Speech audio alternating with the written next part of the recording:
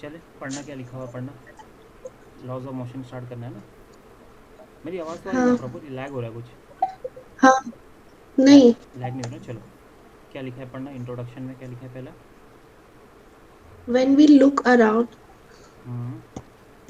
अरे 1 minute sir, screen छोटा हो गया। अच्छा अरे। हम्म। When we look around, we find the planet moving around the sun in orderly manner. Movement of machinery parts in a factory, phases of the moon, all of them are following certain law. Hmm. They all are acted upon by certain forces. In the preceding two chapters, we described motion in terms of displacement, velocity, and acceleration. We used kinematic quantities for describing motion without considering what might cause that motion. In order to understand this beauty, let us take a step forward by understanding force and laws of motion. In this chapter, we shall study about force and its effect on the object and various laws related to motion of the objects. तो अभी हम लोग क्या पढ़ेंगे बता इस chapter में, mainly हम लोग चैप्टर में, अच्छा चैप्टर का नाम क्या है? Laws of motion. तो Laws laws of of motion motion. मतलब कोई भी चीज़ें चल कैसी रही है, ठीक है ना। कोई भी चीज़ें चल कैसी रही है, उसके जो लॉज है, उसके लॉज पढ़ेंगे। और क्या पढ़ेंगे सबसे पहले? उस लॉज को पढ़ने के पहले पता करना है वो लोग को चला कौन रहा है, बॉडी को कौन चलाता है बताना। Force. हाँ, तो सबसे पहले मेरी स्टडी क्या होगी? फोर्स कौन सी चीज़ है ये, राइट, उस पर डिस्कशन करेंगे। अब पढ़ना सबसे Uh, पहले लिखा हुआ है अरिस्टोटल फॉलिसी। क्या था अरिस्टोटल फॉलिसी पढ़ना? Aristotle, a Greek philosopher, posed a view that for a body to be in its motion and keep moving, something external is required. He said that motion had to be caused by a force.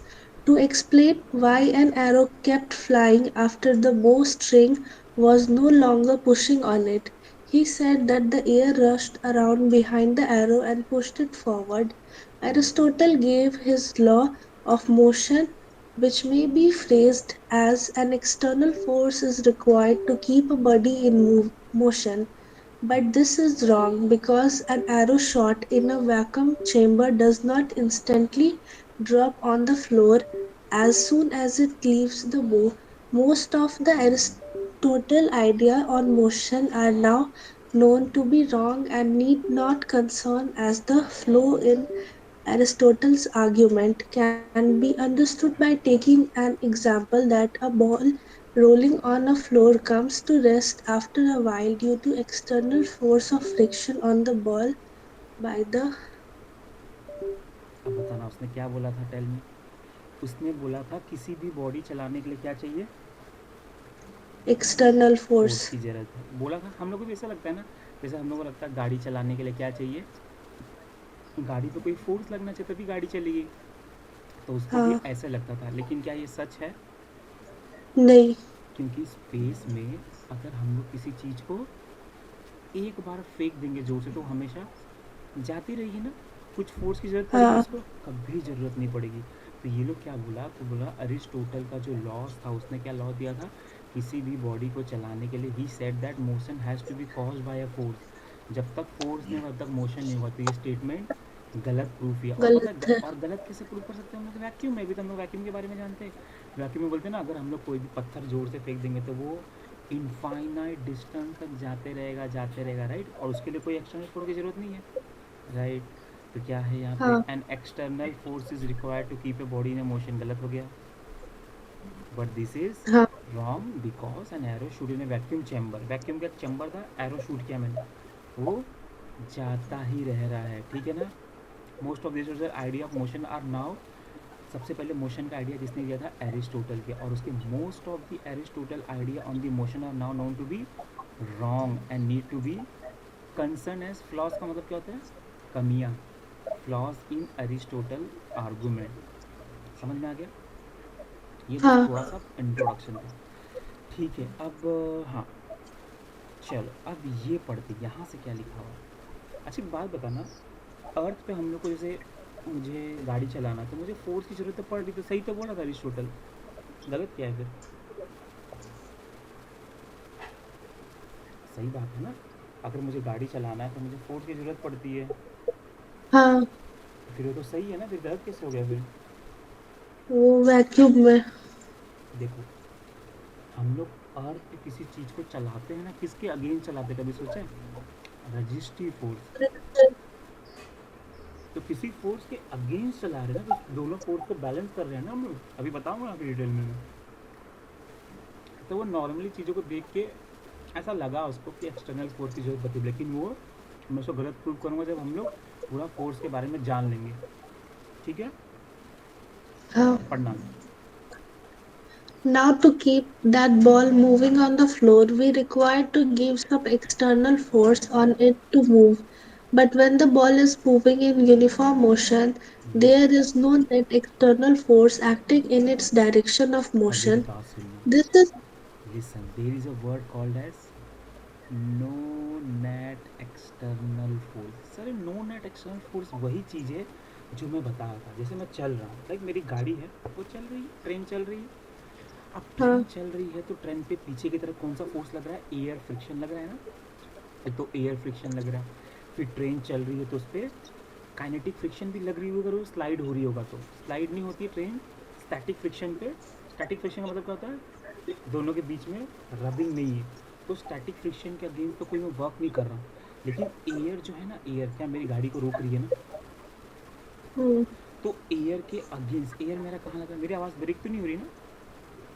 नहीं। हाँ। अब देखना ये, अभी बता रहा हूँ। जैसे ये मेरी गाड़ी चल रही थी राइट, अब इसके अगेंस्ट एक एयर रेजिस्टेंस लग रहा है, उसको बोलते हैं रेजिस्टिव फोर्स। और मेरा इंजन उतना ही फोर्स आगे लगाता है। ये क्या? फोर्स ऑफ द इंजन क्यों लगाता है? To maintain the body in constant motion. कभी देखा है ट्रेन एक कांस्टेंट स्पीड से चलती रहती है? पता है उस समय क्या होता है जब ट्रेन कांस्टेंट स्पीड से चलती है? पता है उसका मतलब क्या होता है वहाँ पे? उस समय ट्रेन पे जितना रजिस्ट्री फोर्स लग रहा है उतना इंजन फोर्स दे रहा है। इसलिए वर्ड क्या लिखा हुआ है? अच्छा, मतलब नेट फोर्स यहाँ पे कितना होगा? ज़ीरो होगा ना, हाँ, क्योंकि बॉडी पे नेट फोर्स ज़ीरो। तो ये चीज़ है, तो एरिस्टोटल ने गलत समझा। ठीक है, उसको रजिस्ट्री फोर्स के बारे में उसने सोचा ही नहीं। अगर रजिस्ट्री फोर्स के हाँ, बारे में मैं भी नहीं सोचूंगा तो मुझे क्या लग रहा है? ट्रेन चलाने के लिए फोर्स की ज़रूरत पड़ती है। लेकिन रजिस्ट्री फोर्स सोच लेंगे तो नहीं नहीं सर, ट्रेन चलाने के लिए नहीं, रजिस्ट्री फोर्स को ओवरकम करने के लिए, उसको मारने के लिए, नेट फोर्स ज़ीरो करने के लिए मैं, मेरे पास इंजन पे भी फोर्स लगना चाहिए। समझ में आ गया ना? ये हाँ। है लॉजिक। चलो आगे पढ़ना। हाँ। This is due to हाँ। the fact this is due to the fact that the force given by us to move a ball cancel with the force of friction by the floor. In hmm. simple language, we may say that to keep a ball in uniform motion, we would not be required to apply any external force in the absence of friction. अब ये चीज़ है। This अब मेरी बात सुनो। अब पता है वैक्यूम में क्या नहीं है? वैक्यूम में एयर फ्रिक्शन नहीं है, तो इंजन भी कोई फोर्स नहीं लगाएगा ना, कांस्टेंट स्पीड जाता है। समझा? हाँ, वैक्यूम में एयर नहीं है तो एयर रेजिस्टेंस नहीं है। तो जब एयर रेजिस्टेंस नहीं है तो मुझे फोर्स की ज़रूरत भी नहीं पड़ेगी ना। तो इसलिए विदाउट हाँ, फोर्स वैक्यूम में कोई भी चीज़ें इनफाइनाइट डिस्टेंस तक जाती, क्योंकि इस केस में भी नेट फोर्स जीरो है और वैक्यूम में भी नेट फोर्स जीरो जीरो है ना। हाँ. चल आगे। This is the reason that's why we need external source to overcome opposing force like friction and viscous drag, which are always always present present in in natural natural world. World. तो Aristotle को friction के बारे में नहीं पता था, इतना हम लोग बोलेंगे और हम लोग आगे बढ़ जाएंगे। अब एक लॉ ऑफ इनर्शिया है। पता है लॉ ऑफ इनर्शिया क्या होता है? क्या होता है, कुछ पता है? हाँ, क्या होता है बताना। जब बॉडी मोशन में रहता है और वो जब अचानक से स्टॉप करता है तो उसका जो पॉइंट ऑफ कांटेक्ट होता है वो तभी मोशन में रहना चाहता है, देखो तो ऐसा जिसके नहीं, कारण वो आगे झुक जाता है। ऐसा नहीं, देखो मेरी बात, ऐसा नहीं। देखो, इनर्शिया का मतलब क्या होता है? मैं देखो, इनर्शिया का मतलब पता है क्या है? जो जिस स्टेट में है वो उस स्टेट में रहना चाहता है। समझ में आया? इसको हम लोग क्या बोलते हैं? Law of inertia. नहीं समझा? वापिस से। जैसे कोई मूव कर रहा है तो नेचर ने क्या बोला है? उसकी टेंडेंसी है मूव करने की।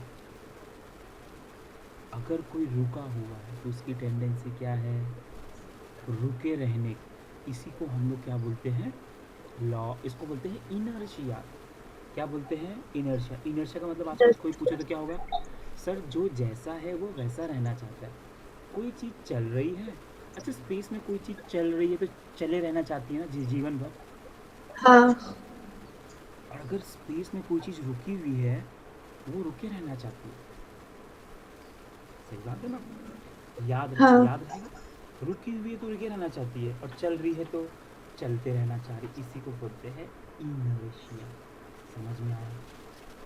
हम्म, अब सुनना, बताना, ये इनर्शिया को ओवरकम का मतलब ओवरकम कौन करेगा? फोर्स। जब इस बॉडी पे फोर्स लगेगा तो जो चलने वाली चीज़ है वो सकता है और तेज़ी से चले या रुक जाए, और जो बॉडी रुकी हाँ है भी है वो चलने लगे। तो याद रखना, इनर्शिया को ओवरकम, ओवरकम का मतलब भगाना। जैसे कोई बच्चा है वो लेज़ी है, अब उसको लेज़ीपन हटाने के लिए बाहर से फोर्स लगाना पड़ेगा ना। इन द सेम वे, हाँ। किसी भी बॉडी का स्टेट चेंज करने के लिए मुझे बाहर से एक फोर्स लगाना पड़ेगा। याद रहेगा चीज़? अब देखना वही लिखा हुआ है, लेट्स रीड क्या लिखा हुआ है।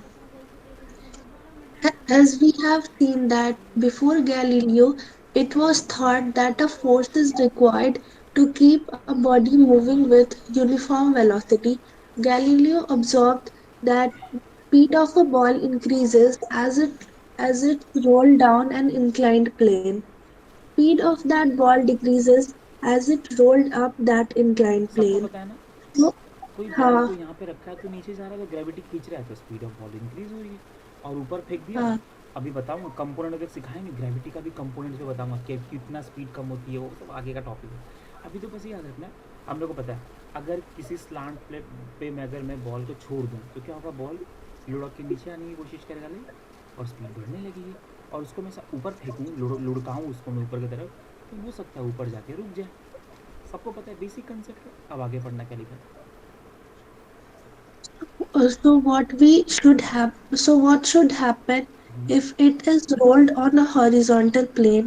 As this case is just in between the situations discussed, the result must also be in between. Speed of ball should अब remain क्या बोल रहा है? constant. अब मेरी बात सुनना, हालांकि रियल लाइफ में ऐसा होता नहीं है। अच्छा मैं बॉल को फेंक देता, बॉल चलते रहता है क्या जीवन भर? नहीं उसका लॉजिक अभी सिलेबस में नहीं है। 11th सिलेबस में रोलिंग मोशन का एक कंपोनेंट आगे जाता है और रोक देता है, 11th 12th के सिलेबस में नहीं है। तो अब गैलीलियो ने क्या बोला? ऊपर फेंका तो स्पीड कम हो रही है, नीचे से ऊपर फेंका तो बढ़ रही है, नीचे से ऊपर फेंका तो बढ़ रही है। तो प्लेन पे रखेंगे तो क्या होगा? सबको क्या पता है क्या होगा? कांस्टेंट होना चाहिए ना। दिमाग अगर हम लोग हाँ लगाए कि ऊपर फेंका तो कम हो रही है, नीचे फेंका तो बढ़ रही है, तो बीच में क्या होगा? अगर मैं प्लेन स्लांट कर दूँ तो कांस्टेंट होगी। राइट, कांस्टेंट होगी ना। पढ़ना क्या लिखा हुआ है? एक्सप्लेनेशन। तो बताओ when when. you move down, speed increases. हाँ When you move up, speed decreases. हाँ Moving horizontally, speed should remain constant. हाँ Galileo was also able to arrive at this conclusion in another way. He considered a simple pendulum. Take the bob to a side and release it. It starts swinging. It is a common observation that the releasing of bob from a height, it stops momentarily on the other side only after receiving the same height. He argued that the same result would be there if the ball is released on the inside surface of the smooth hemisphere.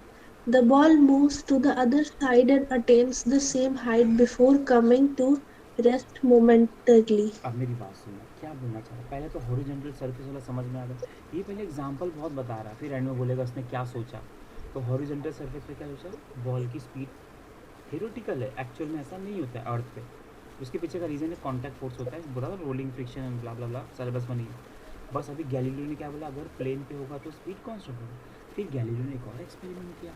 Bob का मतलब तुमने देखा है, अगर इतना बड़ा हाँ मैं छल्ला को धागे से बांध दूँ, धागे से छल्ले को बांध दो और छल्ला घुमाओ तो क्या होगा, छल्ला घूमेगा। अब इसने क्या बोला, अगर इस छल्ला यहाँ खींच के मैं एच हाइट पे है तो छल्ला इधर आके भी उतने ही एच हाइट पे आएगा। समझना है मैं बोलने का मतलब क्या है।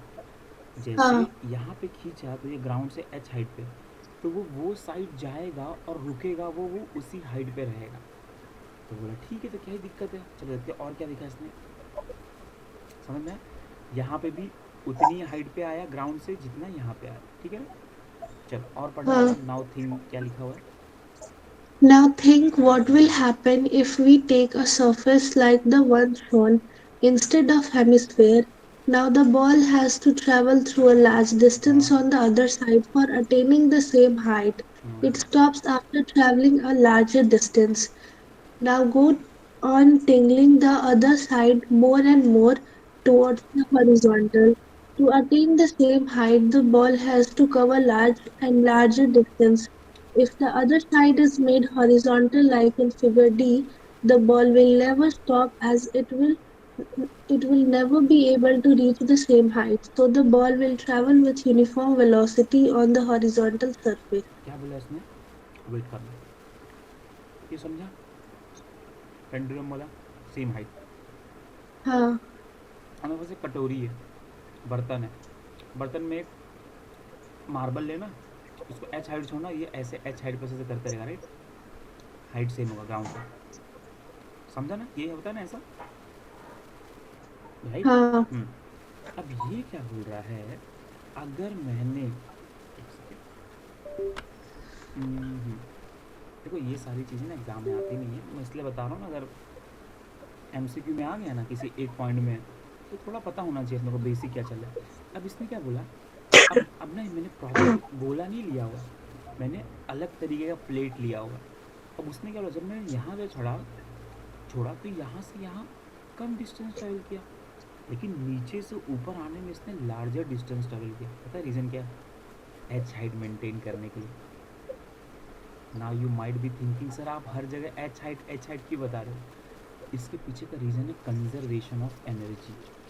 कंजर्वेशन ऑफ एनर्जी क्या बोलता है, यहाँ पे इसकी एनर्जी एम थी ना, तो ये हाँ वापस वो साइड उतने हाइट पे जाएगा जब तक इसकी एनर्जी MGH हो एच ना हो जाएगी। इसको बोलते हैं कंजर्वेशन ऑफ एनर्जी। बॉब का भी सेम लॉजिक है, इसका भी सेम लॉजिक है, इसका भी सेम। तो ये तब तक वो साइड जाएगा जब तक इसकी एनर्जी एम फिर ना बन जाए। तो यहाँ पे आने पे सेम अगर हाइट हो गया तो एम हो गया ना। अब बताना डी केस में ये निकला यहाँ से, बोला मैं तो इनिशियली एच हाइट पे था, राइट। हाँ अब इसको छोड़ दिया, अब ये एच हाइट ढूंढने गया, क्या इसको कभी एच हाइट मिलेगा, नहीं ये पूरे जीवन भर मूव चलता करते ही रहेगा रहेगा। ये बताने की कोशिश कर, समझ में आया, ठीक है। हाँ चल चलते हैं आगे। हाँ, देखते गैलीलियो किस बात पे आके, किस बात पे आया Galileo, let's talk about that. चलो पढ़ना, Galileo 10। Galileo thus arrived at a new insight of motion हाँ that the eluded Aristotle and those who followed him. The conclusion is that if the net external force is zero, a body at rest continues to remain at rest, and a body in motion continues to move with a uniform velocity. This property of the body is known as inertia. Inertia means resistance to change. A body does not change its state or of rest or motion unless an external force compels it to change that state. क्या बोला, ये सब experiment किया तो इसने बोला कि मुझे कुछ समझ में आ रहा है कि देखो, मैंने कहा इनर्शिया का मतलब जो जैसा है वो वैसा होना चाहता है। तो इसने क्या बोला, अगर किसी बॉडी पे कोई फोर्स नहीं लग रहा है, नेट फोर्स जीरो है, if the net force is zero, a body at rest, रुका हुआ है तो रुका रहना चाहता है, अगर किसी बॉडी पर नेट फोर्स ज़ीरो है और अगर बॉडी वो चल रही है तो चलना चाहती है। कैसे चलना चाहती है? अगर यूनिफॉर्म वेलोसिटी से चल uniformly. रही थी तो यूनिफॉर्म से ही चलना चाहती है। इस प्रॉपर्टी को क्या बोलते हैं? इनर्शिया। Inertia. हम लोग ये समझेंगे लेजीनेस। जो जैसा है, जो बंदा हार्डवर्क करता है वो हार्डवर्क करना चाहता है हमेशा। जो लेजी है वो लेजी रहना चाहता है। कब तक वो अपने स्टेट में रहेगा? जब तक उस पर अभी न्यूटन का फर्स्ट लॉ हो जाएगा।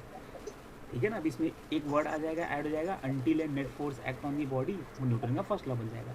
तो गैलीलियो ने कंसेप्ट ऑफ इनर्शिया दिया था, जो जैसा है वो वैसा रहना चाहता है। अब इस क्या बोला?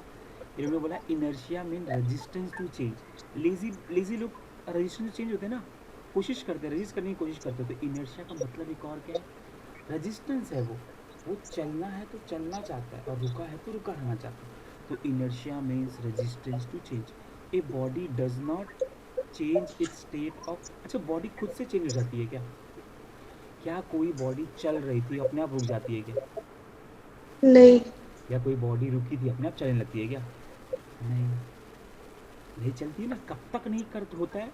जब तक उस पर कोई नेट एक्सटर्नल फोर्स काम न करे। तो ये फाइनल पॉइंट क्या बोल रहा है? A body does not change it's state of rest और uniform motion unless an external force compel it to change that state. जब तक कोई आके उसको उठाएगा नहीं या उसको टोकेगा नहीं तब तक वो चीज़ चेंज नहीं होगी। समझ में आ गया? हाँ. क्लियर है?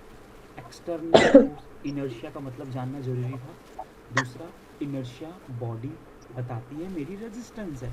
उस रेजिस्टेंस को ओवरकम करने के लिए, भगाने के लिए मुझे फोर्स लाना पड़ेगा। ठीक है ना? अब यहाँ पे एक नॉलेज क्लाउड है। चलो नॉलेज क्लाउड पढ़ते हैं, इंपॉर्टेंट है। What is system and what is external force. बात करते हैं सिस्टम एक्सटर्नल फोर्स क्या है। ठीक है ना? रीड करना, what is system, what is external force. A system may consist of a single particle, a block, a combination of two blocks, one kept over the other, a piece of string, etc. All parts of the system should have same acceleration. Any force on the body inside the system from bodies outside the system is called an external force. If the bodies making up a system are rigidly connected, it can be regarded as a composite body, and the net force on it is the vector sum of all external force. अगर ये Example, सुनो, a connected हाँ सुनना, सबसे पहले सीखते sir system क्या होता है। मैं जिसकी स्टडी कर रहा हूँ, जिस ऑब्जेक्ट पे मैं स्टडी कर रहा हूँ, वो ऑब्जेक्ट मेरा क्या कहलाएगा? सिस्टम। system. जैसे मैं बॉल की स्टडी कर रहा हूँ, कोई गाड़ी मूव कर रही है, ट्रेन मूव कर रही है, तो वो सब क्या है? सिस्टम।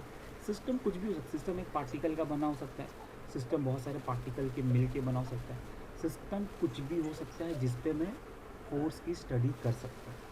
तो सर एक्सटर्नल फोर्स क्या है?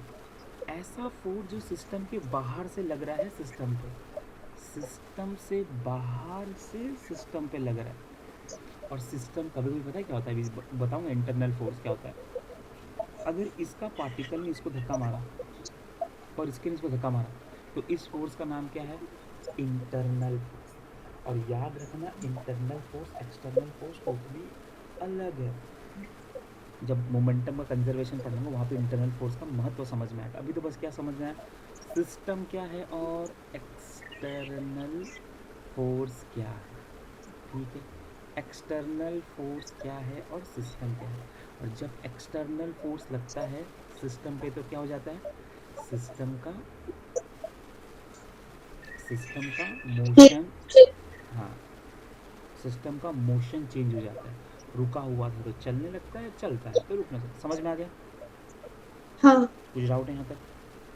अगर तो नहीं. सिस्टम और एक्सटर्नल फोर्स जाना चाहिए। इंटरनल फोर्स नाम की भी चीज़ होती है, आगे बताऊंगा। थोड़ा सा मैंने बताया था, हालांकि आगे बताऊंगा। अब देखो न्यूटन का फर्स्ट लॉ। चलो न्यूटन का फर्स्ट लॉ क्या है?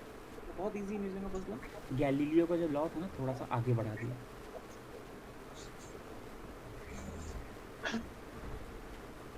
क्या लिखा है न्यूटन का फर्स्ट लॉ?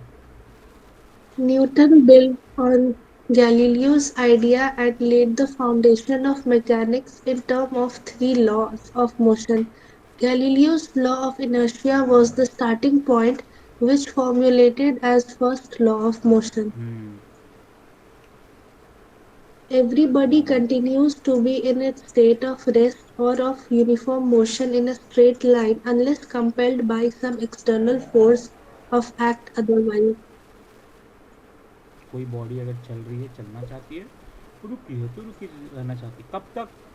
जब तक कोई जब एक तक अनबैलेंस फोर्स, मतलब अनबैलेंस फोर्स का मतलब, external हाँ, force. एक्सटर्नल अनबैलेंस फोर्स, जब तक उस पर लग ना जाए, याद रहेगा, सम हाँ external force to act otherwise, जब तक उस पर कोई एक्सटर्नल फोर्स ना लग जाए। और एक्सटर्नल फोर्स कैसा होना चाहिए? अनबैलेंस। अनबैलेंस का मतलब उसको कोई बैलेंस करने वाला प्रेजेंट नहीं होना चाहिए। जैसे इस पेंसिल पे मैं जैसे इस पेंसिल पे मैं यहाँ पे भी हम्म फोर्स लगाऊँ, यहाँ भी फोर्स लगाऊँ, तो पेंसिल मूव नहीं होगी। क्यों? क्योंकि बैलेंस फोर्स लगा रहा हूँ। यहाँ से भी 5 न्यूटन लगा रहा हूँ, तो यहाँ से भी 5 न्यूटन। तो बैलेंस फोर्स नहीं, यहाँ पे लोगों ने वर्ड मिस किया है, अनबैलेंस एक्सटर्नल फोर्स, याद रहेगा। हाँ जब तक उस बॉडी पे कोई एक्सटर्नल अनबैलेंस फोर्स ना लग जाए, तब तक वो बॉडी जैसी है वैसी रहना चाहती है। एग्जाम में क्वेश्चन आता है, गैलीलियो के लॉ से या गैलीलियो के थॉट से न्यूटन का कौन सा लॉ बना था? फर्स्ट लॉ first बना था। law. ठीक है ना? क्योंकि इनर्शिया का कंसेप्ट ही तो दिया था किसने? गैलीलियो ने। और न्यूटन ने उसका यूज़ करके बस एक वर्ड डाल दिया, until and unless an external unbalance forces apply, बोल दिया मैंने न्यूटन का फर्स्ट लॉ। याद रहेगा। Hmm. चल In आगे। simple words, if no unbalanced external force अब act यूज़ on किया a है लोग ने body, प्रॉपर, अनबैलेंस एक्सटर्नल, अभी लोग ने प्रॉपरली यूज़ किया। हाँ चलो।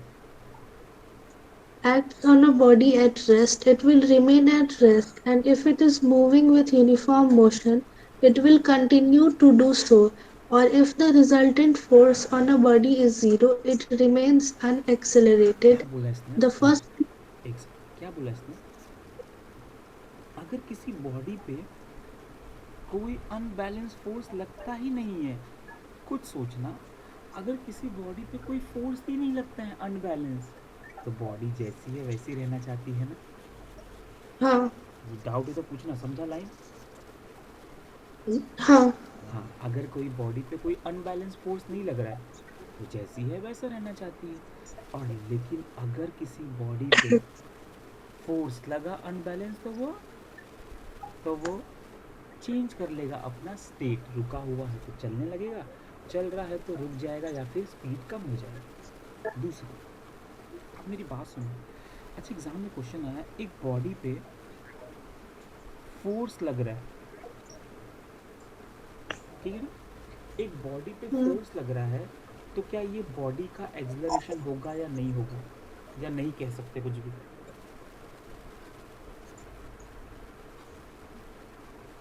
जब तक ये पता न चले कि वो फोर्स बैलेंस्ड है या कि बहुत अनबैलेंस्ड. इंपॉर्टेंट वर्ड है, सबसे इंपॉर्टेंट वर्ड है सर, आप तो बताया ही नहीं मेरे को कि वो बैलेंस फोर्स है या अनबैलेंस फोर्स है। अगर आप मेरे को बोलते वो अनबैलेंस फोर्स है, तो मैं बोलती एक्सलरेशन होगा, क्योंकि नेट फोर्स है हाँ किसी बॉडी पे तो एक्सलरेशन होगा।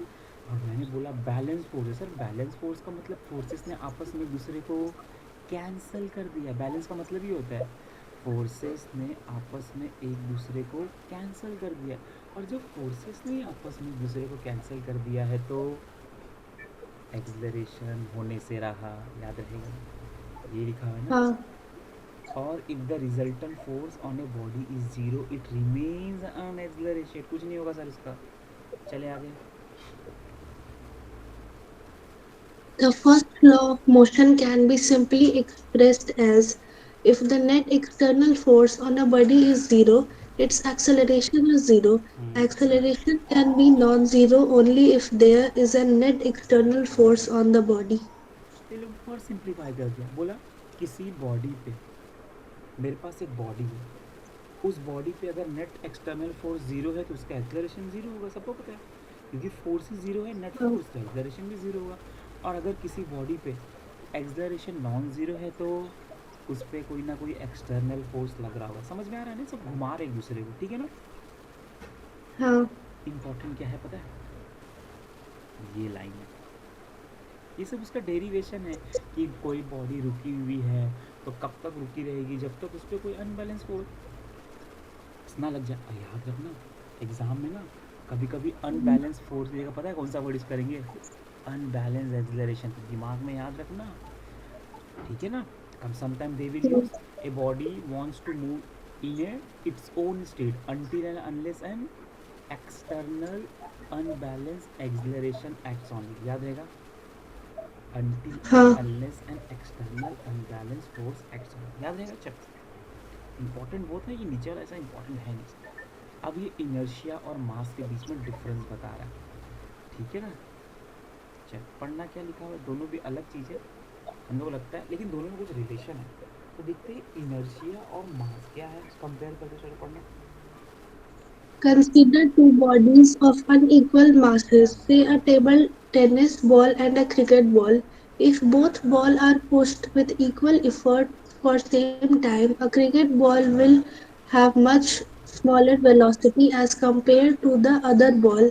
Cricket ball has resisted more than table tennis ball, or cricket ball has a larger inertia than table tennis ball, so we can generalize a heavier ball has larger inertia than a मेरी lighter बात सुनो, body. बहुत important line है। अच्छा एक बात बताना, अच्छा मेरे पास एक ऐसे ये ग्लास मेरे टेबल पे रखा हुआ, ठीक है ना, ग्लास रखा हुआ टेबल पे, क्या इसको हाँ क्या रहना है, इसको टेबल पे रखे रहना है ना पूरे जीवन भर। हाँ चलो दूसरी बात, एक पत्थर रखा हुआ है 100 kg का, वो भी तो रखा रहना चाहता है ना, ठीक है हाँ ना। लेकिन अगर इस ग्लास को मैं हल्का सा टच करूँ तो क्या इसका, इस बॉडी का क्या चेंज हो जाएगा, state of state of body, motion. State of motion, या वो बोलेंगे बॉडी का स्टेट चेंज हो सकता है। स्टेट का मतलब या तो रुका हुआ या तो चल रहा है, याद रहेगा। हाँ अब मेरी बात सुनो, 100 kg का पत्थर को अगर इतने फोर्स से मैं टच करूँ तो क्या वो हिलेगा भी थोड़ा सा भी, 100 से ज्यादा. नहीं लगेगा ना। हाँ, तो अब अगर 100 kg का बॉडी, उसको मैं ऐसा हल्का सा टच करूँ, जैसे मैं ग्लास को टच किया, ऐसा ऐसा टच किया, तो मतलब सर दोनों का इनर्शिया अलग है, पता है क्यों, क्योंकि दोनों पे नेट फोर्स कुछ अलग लगाना पड़ रहा है मिनिमम अमाउंट में जो उनके मोशन कर दे, राइट। हाँ तो इसलिए हम लोग ने क्या वर्ड लाया, इनर्शिया, बिल्कुल नाम की चीज़ होती है, लेकिन इनर्शिया का हम लोग ने एक नया कंसेप्ट लाया, क्या लाया, बड़ा मास ज़्यादा इनर्शिया, छोटा मास छोटा इनर्शिया। सच बात है ना, पहाड़ को हिलाना कितना मुश्किल है, लेकिन एक छोटा सा ग्लास या पत्थर घर के पास रखा हुआ इसको हिलाना बहुत आसान है, क्यों, क्योंकि उसको हिलाने के लिए मेरे पास उतनी अमाउंट में एनर्जी पड़ी है, inertia. लेकिन इतना बड़ा केजी का एनर्जी है ही नहीं। तो हम लोग ने क्या यूज़ कर लिया कि बड़े पत्थर का इनर्शिया ज़्यादा है और छोटे पत्थर का इनर्शिया कम है, याद रहेगा। हाँ. यही लाइन लिखा, a heavier body has a larger inertia than a lighter body. चलो आगे चलते हैं। Same is true for inertia of motion also. Hmm, If you have to stop a lighter body and a heavy body moving with equal velocity, you may stop the light body with your hand depending on its velocity, while the heavier one may slow down only a little depending on its velocity. क्या बोला, समझाना जरा। अगर हम लोगों को एक light body को स्टॉप करना है तो वो हम लोग अपने हैंड से कर सकते हैं क्योंकि हाँ उतना फोर्स हम लोग उस पे अप्लाई कर हाँ, पाएंगे. क्योंकि उसका इनर्शिया लेकिन कम है। एक हाँ, हाँ, आगे। लेकिन वही हैवी ऑब्जेक्ट पे उसका इनर्शिया ज्यादा है तो वो हम्म, हम लोग अपने हैंड से नहीं कर से पाएंगे. नहीं कर पाएंगे, याद रहेगा। तो इसका मतलब हम लोग कुछ रिलेशन बना सकते हैं, जिसका मास ज़्यादा उसका इनर्शिया ज़्यादा, याद रहेगा। अब देखते हाँ हैं इनर्शिया के टाइप्स भी है, इनर्शिया ख़त्म नहीं हो गया है, 3 टाइप के इनर्शिया है। उसके पहले ये line, larger the mass larger is the inertia, so mass is a measure of inertia. कुछ लोग बोलते हैं मास से इनर्शिया, गलत। मास से पता चलता है इनर्शिया कितना है, मास ही इनर्शिया है, ये वर्ड यूज़ करना गलत है ना, क्योंकि दोनों अलग अलग हाँ. क्वांटिटी है, मास अलग क्वांटिटी, इनर्शिया अलग क्वांटिटी है, लेकिन दोनों में रिलेशन जरूर है कि ज़्यादा मास ज़्यादा इनर्शिया. इनर्शिया। चलो 3 टाइप के इनर्शिया पढ़ेंगे, पढ़े इनर्शिया के 3 टाइप पढ़ना। There are three types of inertia: inertia of rest, inertia of motion, and inertia of direction. First, inertia, हाँ। inertia of rest. It is inability of a body by virtue of which it cannot move by itself. A body at rest remains at rest and cannot start moving on its own due to inertia of rest. Applications: the passenger in a bus fall backward when it starts suddenly. This is because the sudden start of the bus brings motion to the bus as well as to our feet in contact with the floor of the bus. But the rest of the body opposes this motion because of inertia, so they fall backward. अब मेरी बात सुनो, सबसे पहले क्या बोलेंगे, inertia of rest, मतलब कोई रुका हुआ है वो रुका रहना चाहता है। सर अच्छा एग्जांपल क्या है, तो मैंने सोचा है कि इसमें कौन सा एग्जांपल दिया है। हाँ, जैसे हम लोग बस बस में का बैठे रहते हैं, राइट। तो तो हमारी टेंडेंसी क्या है, बैठे रहने की है ना। हमारा इनर्शिया क्या है, बैठे रहो। हाँ लेकिन जैसे ट्रेन थोड़ा सा आगे झटकती है, तो अपना आगे वाला पैर तो आगे चला जाता है क्योंकि वो इंजन की सीट से अटैच है, लेकिन ये छाती जो है ना वो पीछे रहते। क्यों? क्योंकि ट्रेन आगे गया है, लेकिन मेरा इनर्शिया ऑफ रेस्ट क्या था, जिस पोजीशन में स्पेस में हूँ मैं उसी पोजीशन में स्पेस में रहूँ। तो उस स्पेस में क्या होता है, मेरा बॉडी पीछे की तरफ रह जाता है, समझा। हाँ इसी को बोलते हैं इनर्शिया ऑफ रेस्ट। कोई चीज़ रेस्ट है वो रेस्ट रहना चाहती है। चलो आगे बढ़ना, एप्लीकेशन पढ़ना, याद रहेगा। इनर्शिया ऑफ रेस्ट, हाँ कोई चीज़ रुकी हुई है वो रुकी रहना चाहती है जब तक कोई अनबैलेंस फोर्स उस पर एक्ट ना करे। एकदम सही। चलो। the passengers in a bus The passengers in a bus fall backward when it starts suddenly. This is because the sudden start of the bus brings motion to the bus as well as to our feet in contact with the हाँ, floor of the bus. क्या क्या चीज़ मेरे But the rest contact में of है। हाँ, क्या क्या चीज़ मेरे कांटेक्ट में है जब मैं बस में बैठता हूँ। feet.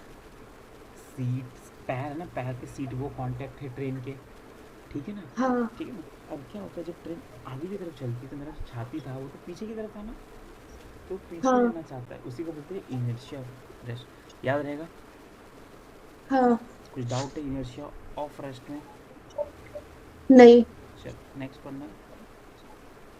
When a horse starts suddenly, the rider falls back due to inertia of rest. वापिस से वही लॉजिक, हॉर्स अचानक से आगे की तरफ गया तो मेरा पैर भी आगे चला जाता। देखो जैसे मैं ऐसा बैठा था और ये हॉर्स है, ये हॉर्स पे बैठा हुआ, तो अगर हॉर्स आगे जाता तो ऐसा हो जाता था कि क्योंकि ये और ये कांटेक्ट में है, राइट।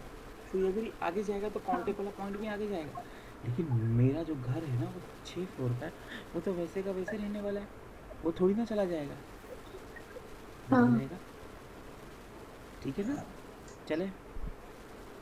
हाँ तो अगर हॉर्स पे बैठा हुआ कोई बंदा है, तो याद रखना ये चीज़ में, जो पार्ट कांटेक्ट में है ना ट्रेन के, वो ट्रेन के साथ चलती है।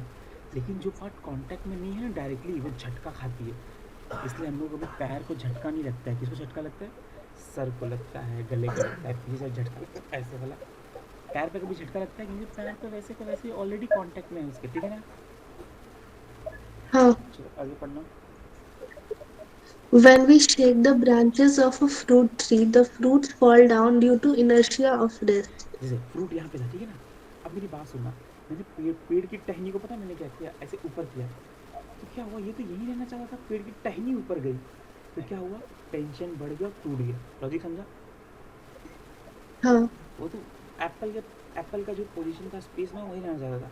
अब मैंने जब झटका दिया डाली को, तो डाली एकदम अलग डायरेक्शन में गई और एप्पल बोला मैं तो यहीं रहूँगा स्पेस में, due to inertia of rest. तो अचानक क्या हो गया, बॉन्ड टूट गया। समझ में आया।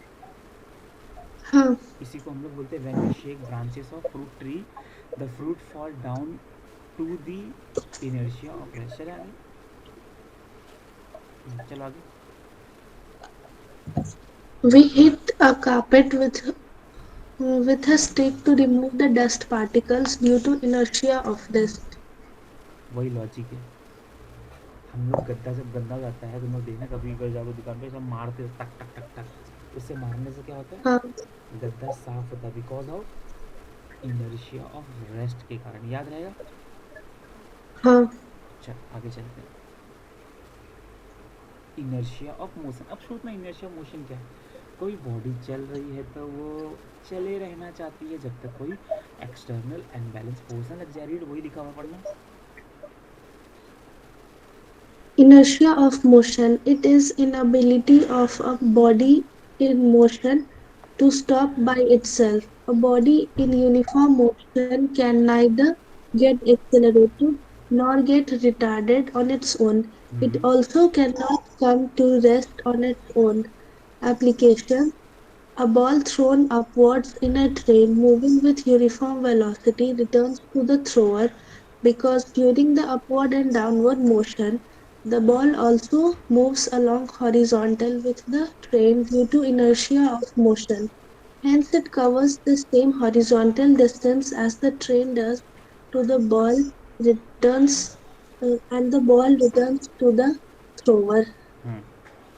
देखो सबसे पहले इनर्शिया ऑफ मोशन समझ में आया। कोई चल रहा है वो हाँ, चलते रहना चाहता है। अच्छा अब लॉजिक सोचना। अच्छा जब ट्रेन हम लोग की चलती है, जब ट्रेन रुकती तो क्या होता है, झटका लगता है ना। झटका लगता है। क्योंकि अब मैं चलने लगा हूँ, मेरी बॉडी बोली मैं तो मस्त तू चलो।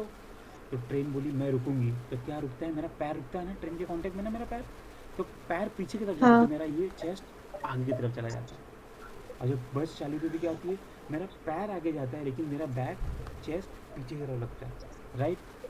तो उसको क्या बोलेंगे, गाड़ी अगर रुकी हुई थी चलने लगी, झटका लगा, तो वो बोलेंगे that is because of inertia of rest के कारण था वो। और अगर कोई ट्रेन चल रही है और ट्रेन ने ब्रेक मारा, ट्रेन ने ब्रेक मारा तो क्या हुआ, मेरा पैर वाला पार्ट जो था सारे का सारा कांटेक्ट में था ट्रेन के, वो तो रुक गया। अब लेकिन जो मेरा चेस्ट वाला पार्ट है, मेरा हैंड वाला पार्ट है, वो थोड़ी ना मेरे कांटेक्ट में है। तो क्या करेगा वो, झटका फील करेगा। समझ में आया। हाँ, यही है इनर्शिया ऑफ मोशन। ठीक है, इसमें इंपॉर्टेंट पॉइंट मैं बताता हूँ क्या है। Same original a man jumping from the an article on some distance before taking his announcement.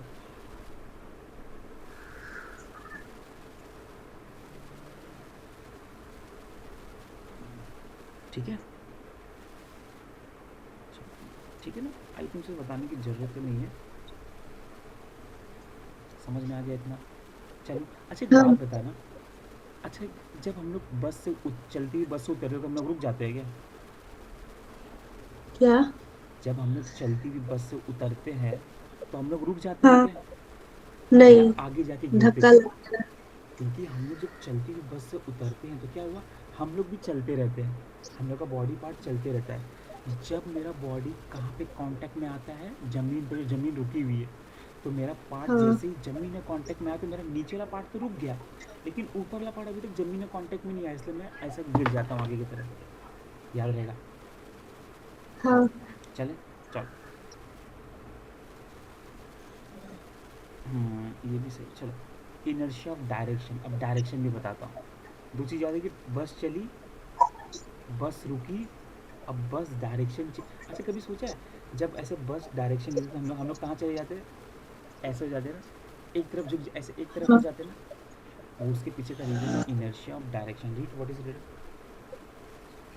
Inertia of direction. It is inability of a body by virtue of which it cannot change its direction of motion by itself. Applications. When a car makes a sharp turn at a high speed, the driver tends to get thrown to other side due to directional inertia. When the car is moving in the straight line, the driver tends to continue in straight line motion. When the unbalanced force is applied to the engine to change the direction of motion of car, the driver slips to one side of the seat due to inertia of our body. अब मेरी बात सुनना, wait बस, अब मेरी बात सुनो। अच्छा एक बात बताना, जैसे मेरी गाड़ी यहाँ जा रही थी, ठीक है ना। अभी सोचो जैसे हम लोग हाँ, ऐसे टर्न लेते हैं तो क्या होता है, हम लोग इस तरफ इस डायरेक्शन में फेंकाने लगते हैं, क्योंकि गाड़ी इस डायरेक्शन में जा रही थी ना। तो हाँ, इनर्शिया ऑफ डायरेक्शन क्या है, जिस डायरेक्शन में जा रहा हूँ उस डायरेक्शन में जाना चाहता हूँ, तो जैसे ही मैं टर्न लिया तो मेरी बॉडी इस तरफ फेंकाने लगती है। जैसे गाड़ी गई, ऐसे लिया तो मैं उसी डायरेक्शन में फेंका गया। याद रहेगा। हाँ, एग्जाम्पल क्या क्या, एग्जाम्पल बहुत इंपॉर्टेंट है। एक तो क्या है, जैसे कीचड़ है ना, कीचड़, जब हम लोग गाड़ी चलती है तो कीचड़ जो लगा होता है पहिए पे, कैसा पहिए से कैसे निकलता है, ऐसे निकलता है ना कीचड़, टेंजेंशियल डायरेक्शन में हाँ। निकलता है ना कीचड़। It is because of inertia of direction, क्योंकि एक स्ट्रेट लाइन में ही जाना चाहता है, चल रहा था। याद रहेगा। चलो देखो, अभी एक्चुअली भी 1 घंटा तो हो गया है। अभी हर्षिता के साथ ना हम लोग क्या करेंगे, अगले क्लास में हर्षिता के साथ 2 घंटे का क्लास करेंगे, ठीक है ना। चलेगा। हाँ। हाँ। अभी एक्चुअली आई नहीं है ना, मैं फिर मोमेंटम में नहीं पढ़ाता हूँ। क्वेश्चन सॉल्व करेंगे, हर्षिता भी लेक्चर देख लेगी 1 घंटे का। फिर हम लोग क्या करेंगे, फिर कल आएंगे आएंगे अगर वो क्लास आई थिंक तो मॉर्निंग में नहीं आ पा रही ना वो, तो हम लोग क्लास अपना कुछ क्लास का टाइम चेंज करेंगे। आई थिंक नहीं आ पा रही ना, ठीक है ना। कुछ कोई कुछ 4 या 5 बजे कुछ रखूँगा, अभी 7:30 बजे रखूँगा, ठीक है ना। हाँ। चलो अब ना, अब मैं हर्षिता से मैसेज करता हूँ, नेक्स्ट टाइम बताएगी हम लोग का। कल कल और कल 2 घंटा क्लास करेंगे, ठीक है ना। हम्म। चलो फिर कल 2 घंटा क्लास करते हैं, ठीक है ना।